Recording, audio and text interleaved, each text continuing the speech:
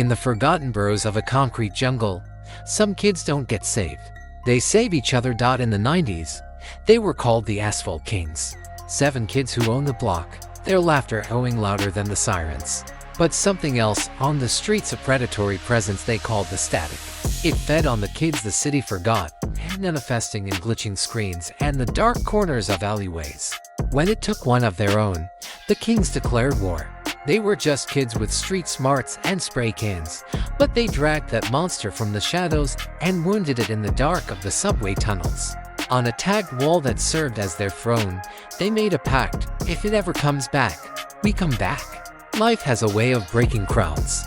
The Kings grew up and grew apart, scattered by the winds of failure and success. One wore a suit, another wore chains. The kingdom was a memory, the pact a ghost. But the one who stayed, the keeper of their story, he never forgot. When the disappearances started again, he made the calls. The message traveled over cracked phone screens and corporate lines, a cold dread that even time couldn't erase.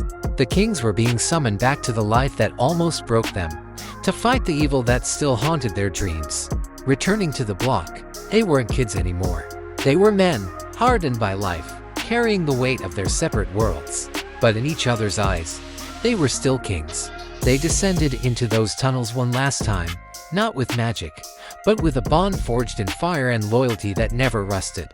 They faced the Static, its fear useless against their shared history. They stood together, overwhelmed the darkness, and shattered it for good. The cycle was broken. Their kingdom was finally quiet, scarred, but unbroken. They stood under the streetlights, masters of their story, finally at peace.